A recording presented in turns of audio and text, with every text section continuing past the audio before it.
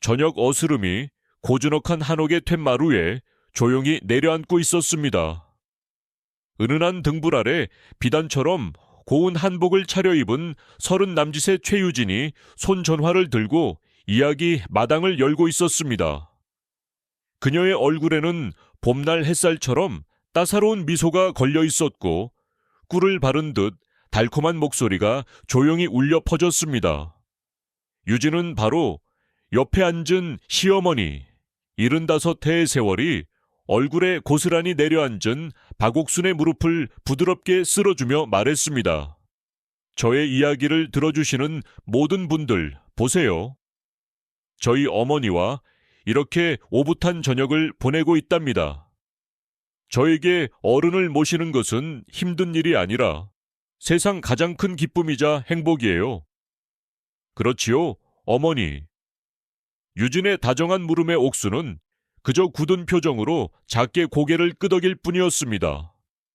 그녀의 생기 없는 눈빛은 먼 곳을 향해 있었지만 유진은 아랑곳하지 않고 다시 화면을 향해 환하게 웃어 보였습니다.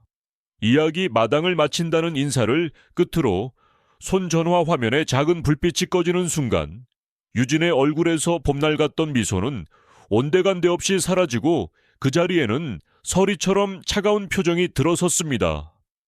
그녀는 방금 전까지 시어머니의 무릎 위에 다정하게 놓여있던 담요를 거칠게 채워갔습니다. 갑작스러운 행동에 옥순의 어깨가 움츠러들었습니다. 유진은 낮게 으르렁거리는 목소리로 쏘아붙였습니다. 어머니, 왜 그런 시무룩한 얼굴을 하고 계셨어요? 사람들이 보면 오해하잖아요. 제가 애써 만들어 놓은 따뜻한 그림을 어머니께서 다 망칠 뻔하셨다고요. 제가 분명히 자연스럽게 웃으시라고 말씀드렸잖아요. 옥수는 주름지고 마디가 굵은 손을 모은 채 떨리는 목소리로 대답했습니다. 미안하다. 내가 그저 몸이 좀 고단해서 그랬다.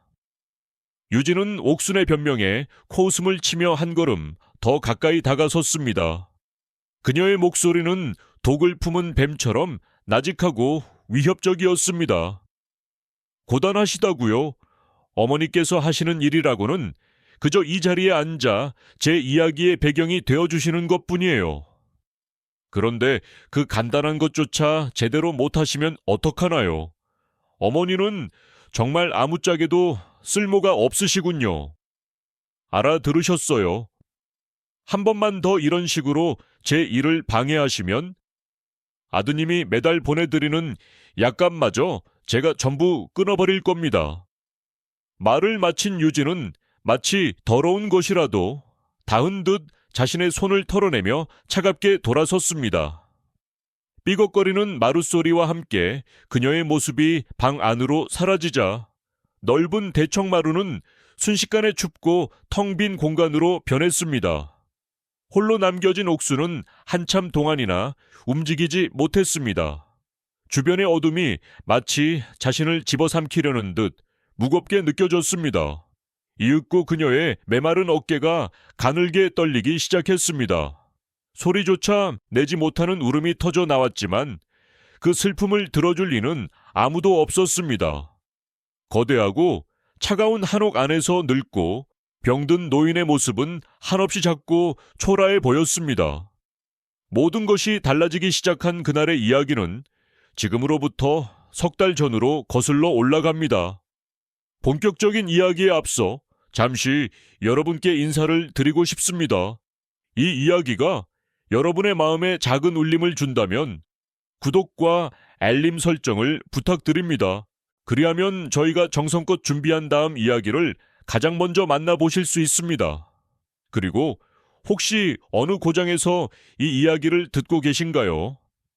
살고 계신 곳의 이름을 댓글로 남겨주시면 저희가 감사한 마음으로 반갑게 찾아가 인사드리겠습니다. 여러분의 따뜻한 관심이 저희에게는 큰 힘이 됩니다. 고맙습니다. 석 달 전의 박옥수는 지금과는 전혀 다른 사람이었습니다. 그녀의 작은 한옥은 언제나 다림질한 천에서 나는 빳빳하고 향긋한 냄새와 규칙적으로 돌아가는 재봉틀 소리로 가득 차 있었습니다. 옥수는 평생을 바늘과 실과 함께 살아온 이름난 자수 장인이었습니다. 그녀의 투박하지만 섬세한 손끝에서 피어난 꽃과 나비는 마치 살아 숨쉬는 듯했고, 집 안 곳곳에 놓인 수혜품들은 그녀의 자부심이자 삶의 기록이었습니다. 그런 할머니 곁에는 언제나 9살 손자 강하준이 있었습니다. 하준이는 말이 없고 조용한 아이였지만 그림 그리는 것을 무척이나 좋아했습니다. 아이는 할머니가 술을 놓는 모습을 하염없이 바라보다가 작은 도화지에 자신만의 세상을 그려넣곤 했습니다.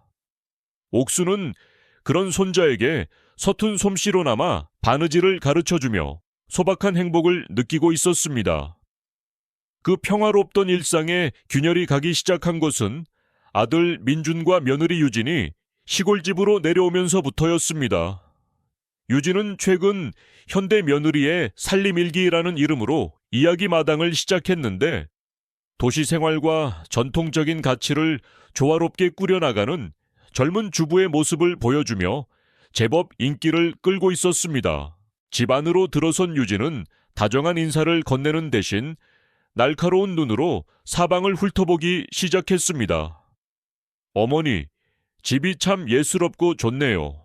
그런데 제 이야기 마당에 담기에는 조금 맵시가 부족해요.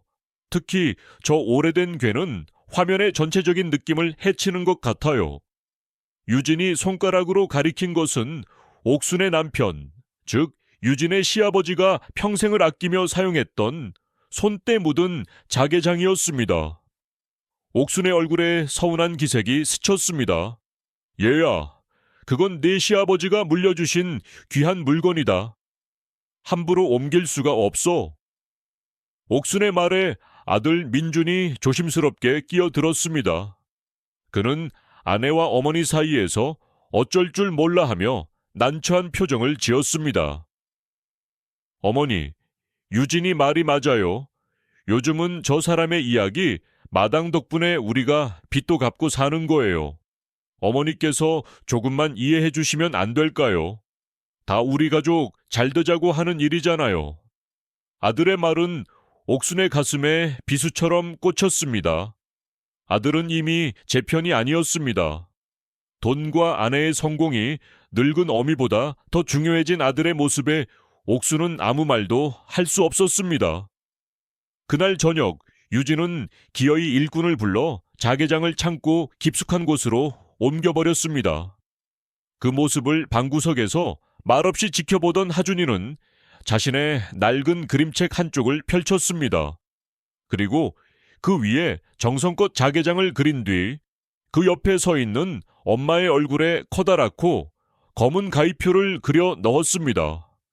그것은 앞으로 닥쳐올 기나긴 싸움의 서막에 불과했습니다. 시간이 흐를수록 유진의 행동은 점점 더 대담해졌습니다. 처음에는 부탁하는 듯했던 말투는 어느새 당연하다는 듯한 명령조로 바뀌었고, 저 집 안의 모든 것은 그녀의 이야기 마당을 위해 존재해야만 했습니다. 유진은 가족의 살림을 더욱 알뜰하게 꾸려나가겠다는 그럴듯한 핑계를 대며 옥순이 평생 모아온 쌈짓돈과 매달 나오는 얼마 안 되는 연금까지 모두 관리하기 시작했습니다. 돈줄을 틀어쥔 유진은 이제 이 집의 실질적인 주인이 되었습니다. 그녀는 시어머니를 마치 연극 무대의 소품처럼 다루었습니다. 하루에도 몇 시간씩 고된 자세로 앉아 사진을 찍게 했고, 조금이라도 피곤한 기색을 보이면 어머니, 표정이 왜 그러세요? 보는 사람들이 제가 어머니를 힘들게 한다고 생각하겠어요. 활짝 웃으셔야죠. 행복한 것처럼요. 라며 날카롭게 쏘아붙였습니다. 옥순의 몸과 마음은 하루가 다르게 시들어 갔습니다. 지병인 혈압 때문에 제때 약을 먹어야 했지만 유진은 촬영이 먼저라며 약 먹을 시간조차 제대로 주지 않았습니다. 어머니, 지금 이 순간이 가장 중요해요. 구독자들이 기다리고 있단 말이에요. 야근 촬영이 다 끝나고 드세요. 오늘 제 마음에 쏙 들게 잘 해주시면 그때 드릴게요. 유진의 목소리에는 일말의 온기조차 없었습니다. 그녀에게 시어머니는 더 이상 가족이 아니라 자신의 성공을 위한 도구에 불과했습니다. 옥수는 저항하려 했지만 아들마저 아내의 편을 드는 상황에서 늙고 병든 자신이 할 수 있는 일은 아무것도 없었습니다. 그저 굴욕과 서름을 꾹꾹 눌러 삼키는 것밖에는 도리가 없었습니다. 그 모든 광경을 말없이 지켜보는 작은 눈동자가 있었습니다. 하준이는 할머니가 겪는 고통을 고스란히 느끼고 있었습니다. 아이는 엄마에게 말을 거는 대신 자신의 그림책에 모든 것을 기록하기 시작했습니다. 아이의 그림은 날이 갈수록 어둡고 슬퍼졌습니다. 엄마가 할머니의 지갑을 빼앗는 모습, 부엌 구석에서 남몰래 눈물을 훔치는 할머니의 뒷모습, 그리고 그 모든 것을 알면서도 못 본 척 고개를 돌려버리는 아빠의 얼굴까지. 하준이의 도화지는 차마 말로 할 수 없는 진실들로 가득 채워져 갔습니다. 아이는 더 이상 웃지 않았고 그림 그리는 것 외에는 아무 것에도 흥미를 보이지 않았습니다. 어느 날 밤 잠 못 이루던 옥수는 손자의 방에 들렀다가 우연히 그 그림책을 보게 되었습니다. 한 장 한 장 넘길 때마다 옥순의 손이 가늘게 떨렸습니다. 그림 속에는 자신이 겪었던 모든 수모와 고통이, 그리고 그것을 지켜봐야만 했던 어린 손자의 슬픔이 고스란히 담겨 있었습니다. 옥순은 비로소 깨달았습니다. 이 끔찍한 상황 속에서 고통받는 것은 자신뿐만이 아니라는 것을. 가장 순수하고 약한 존재인 손자마저 깊은 상처를 입고 있다는 사실이 그녀의 가슴을 갈갈이 찢어 놓았습니다. 그날 밤, 옥수는 소리 없이 눈물을 흘리며 결심했습니다. 더 이상 이렇게 무기력하게 당하고만 있을 수는 없다고. 어떻게든 이 지옥 같은 현실에서 벗어나야 한다고 말입니다. 옥수는 마지막 희망을 걸고 아들과 단둘이 이야기할 기회를 엿보았습니다.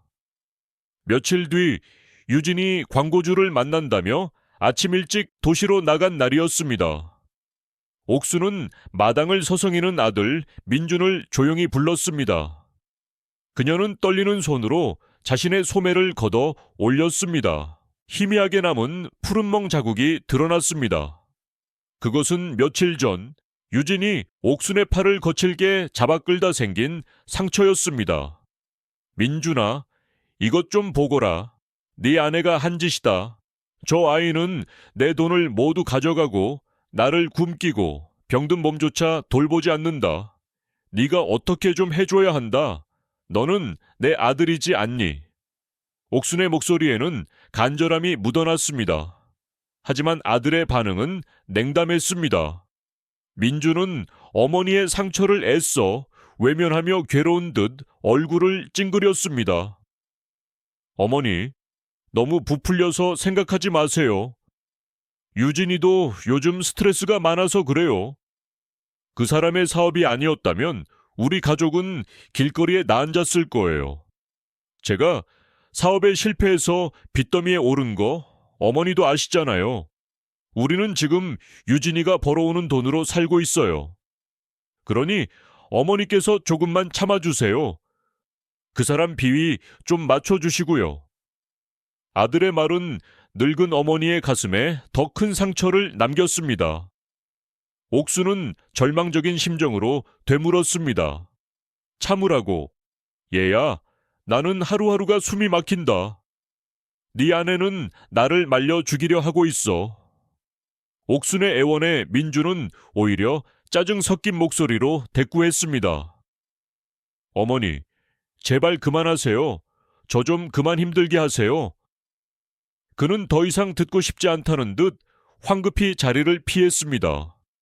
아들의 뒷모습을 바라보는 옥순의 눈에서 힘없이 눈물이 흘러내렸습니다. 이제 정말 끝이라고 생각했습니다. 핏줄을 나눈 아들마저 돈과 안락한 삶을 위해 자신을 버렸습니다. 세상에 자신을 이해해주고 지켜줄 사람은 아무도 없다는 깊은 절망감이 그녀를 덮쳤습니다. 옥수는 텅 빈 마루에 주저앉아 한참을 울었습니다. 모든 희망이 사라진 잿더미 속에서 그녀는 완전히 혼자였습니다. 그렇게 얼마나 시간이 흘렀을까? 넋을 놓고 앉아있던 옥순의 눈에 먼지 쌓인 재봉틀이 들어왔습니다. 한때는 그녀의 분신과도 같았던 삶의 기쁨이자 위안이었던 낡은 재봉틀이었습니다. 그 옆에는 빛바랜 색실들이 담긴 작은 상자가 놓여 있었습니다. 옥수는 홀린 듯 그곳으로 다가갔습니다. 그녀는 거칠어진 손으로 재봉틀을 부드럽게 쓸어 보았습니다. 그리고 실 상자를 열어보았습니다. 오랫동안 잊고 지냈던 감각들이 되살아나는 듯 했습니다. 그 순간 텅 비어있던 그녀의 눈동자에 아주 작고 희미한 불꽃 하나가 피어올랐습니다. 그것은 체념이 아닌 새로운 시작을 알리는 결의의 불씨였습니다. 옥순의 인내심이 마침내 바닥을 드러낸 것은 추석 명절을 앞둔 날이었습니다. 유진은 자신의 이야기 마당에서 가장 중요한 행사인 추석맞이 생방송을 계획하고 있었습니다. 그녀는 온 가족이 함께 전통 음식을 만들며 화목한 모습을 보여주겠다며 며칠 전부터 옥순을 닥달했습니다. 혈압이 높아 몸을 가누기조차 힘든 옥순이었지만 유진은 아랑곳하지 않고 새벽부터 밤늦게까지 늙은 시어머니를 부엌에 세워두었습니다. 옥순은 어지러운 머리를 부여잡고 꼬박 밤을 새워 송편을 빚었습니다. 손끝이 저리고 허리가 끊어질 듯 아팠지만 혹여나 며느리의 심기를 건드릴까봐 아프다는 말 한마디 꺼내지 못했습니다. 사건은 생방송을 앞두고 최종 연습을 하던 중에 터졌습니다. 유진은 실제 방송처럼 손전화를 세워두고 옥순에게 갓 쪄낸 송편을 소반에 담아 들고 나오라고 시켰습니다. 밤샘 노동으로 기력이 다한 옥순은 떨리는 손으로 소반을 들고 마루로 향했습니다. 그러나 현기증을 이기지 못하고 그만 발을 헛디디고 말았습니다. 옥순의 손에서 미끄러진 소반이 요란한 소리를 내며 바닥으로 곤두박질 쳤고 정성껏 빚은 오색 송편들이 마루 사방으로 흩어졌습니다. 그 순간 문가에 서 있던 손자 하준이의 존재를 까맣게 잊은 유진의 입에서 끔찍한 폭언이 터져 나왔습니다. 이 늙은 것이 일을 이따위로 망쳐놔. 이게 오늘 방송에서 제일 중요한 장면이었는데 정말 아무짝에도 쓸모없는 노인네 같으니. 옥수는 쏟아진 송편을 보며 망연자실한 채 눈물을 흘렸습니다. 미안하다. 내가 금방 다 치울게. 그녀가 허리를 굽혀 송편을 주우려 하자 유진은 그런 옥순을 거칠게 밀쳐냈습니다. 손대지 마. 당신 손이 닿으면 더 더러워져. 어떻게든 방송은 내가 알아서 할 테니 썩 방에 들어가서 내가 부를 때까지 나오지도 마. 유진은 급히 밖으로 나가 배달 음식을 시켜 자신이 만든 것처럼 꾸밀 궁리를 하기 시작했습니다. 홀로 마루에 남겨진 옥수는 깊은 굴욕감에 몸을 떨었습니다. 그때 작은 손이 그녀의 옷자락을 잡아당겼습니다. 고개를 들어보니 하준이가 눈물을 글썽이며 서 있었습니다. 아이는 자신의 그림책을 펼쳐 옥순에게 보여주었습니다. 그림 속에는 할머니가 그려져 있었습니다. 하지만 더 이상 슬프고 약한 모습이 아니었습니다. 그림 속 할머니는 화려한 의자에 앉아 위험 있는 표정을 짓고 있는 여왕의 모습이었습니다. 그리고 그 발치에는 작고 초라한 모습의 엄마가 납작 엎드려 있었습니다. 그 그림 한 장이 옥순의 모든 것을 바꾸어 놓았습니다. 그녀는 더 이상 피해자로 남지 않기로 결심했습니다. 손자의 그림이 그녀에게 싸워야 할 이유와 용기를 주었습니다. 옥순의 눈길이 유진이 방송 때마다 아늑한 분위기를 만든다며 옆에 두는 고운 비단 방석에 머물렀습니다. 그 순간 그녀의 머릿속에 치밀한 계획 하나가 떠올랐습니다.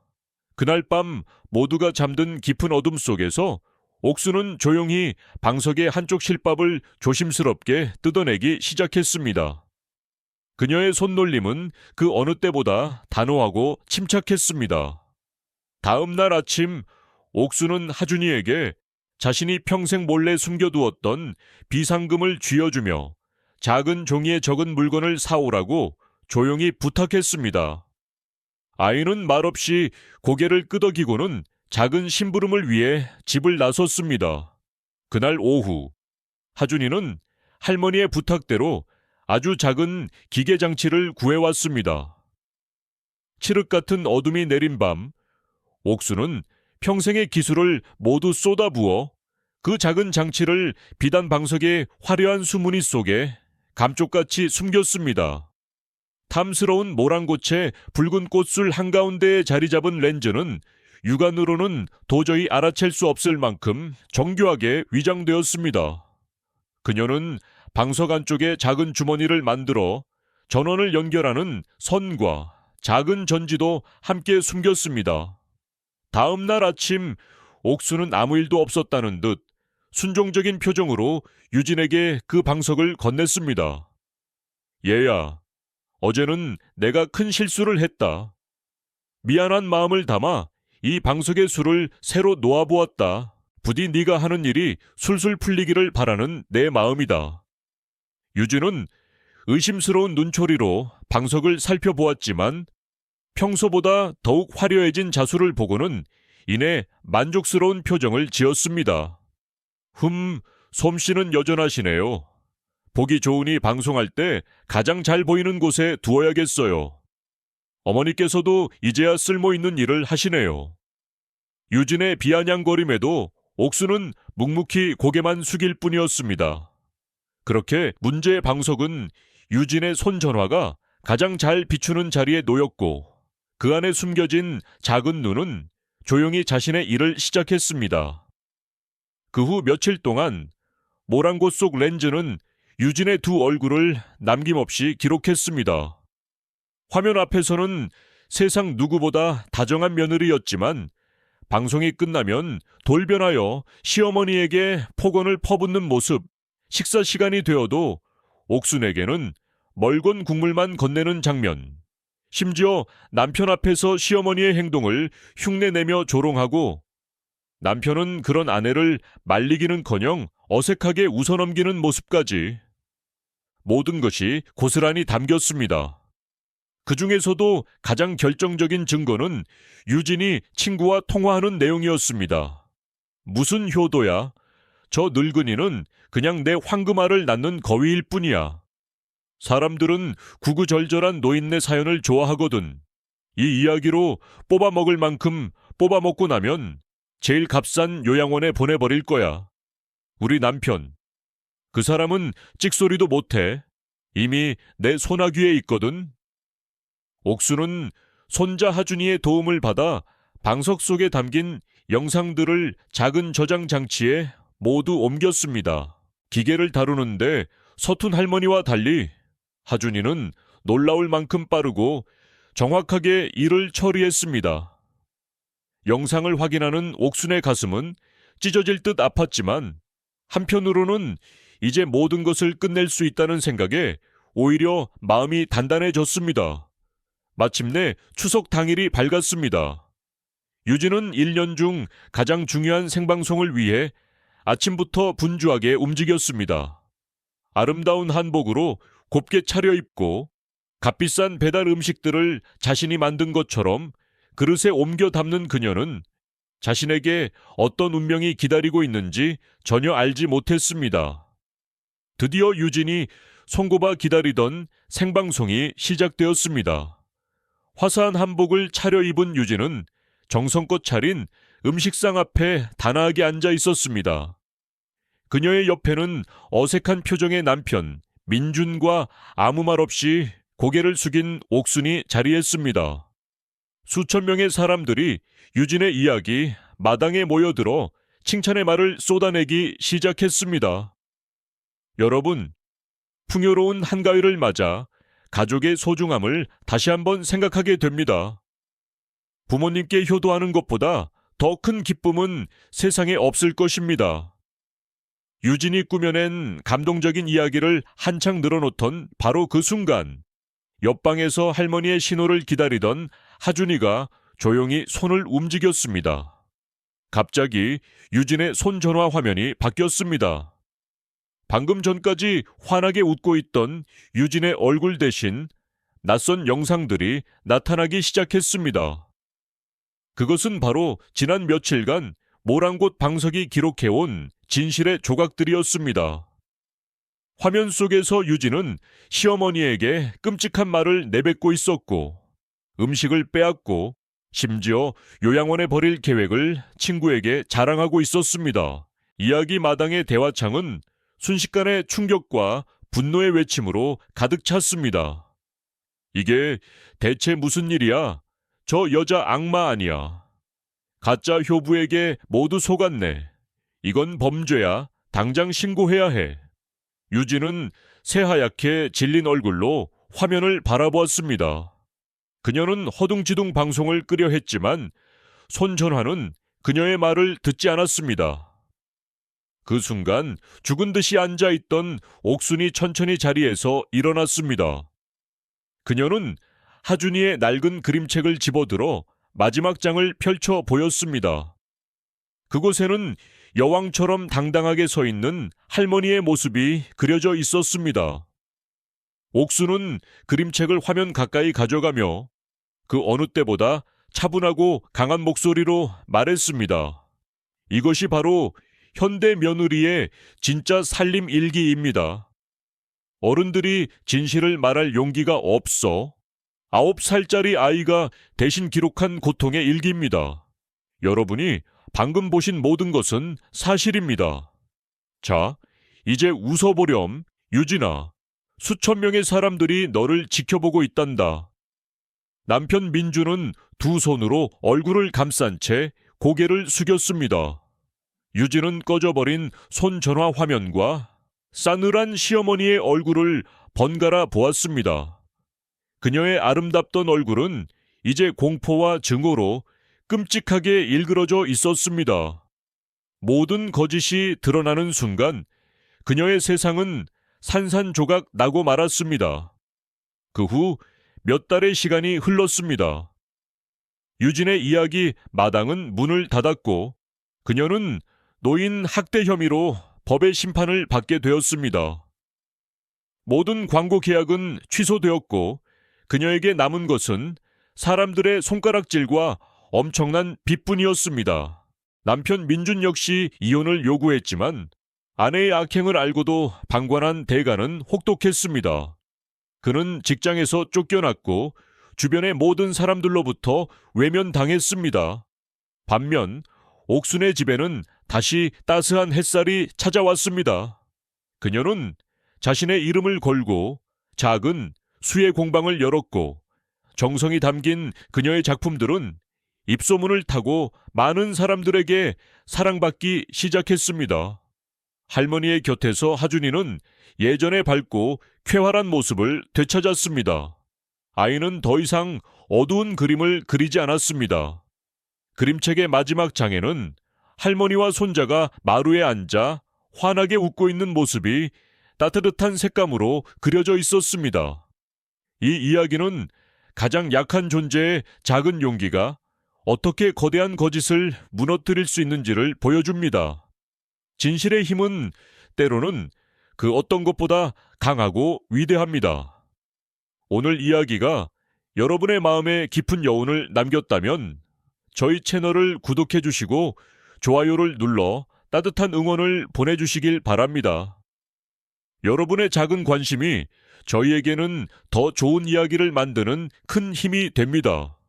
고맙습니다.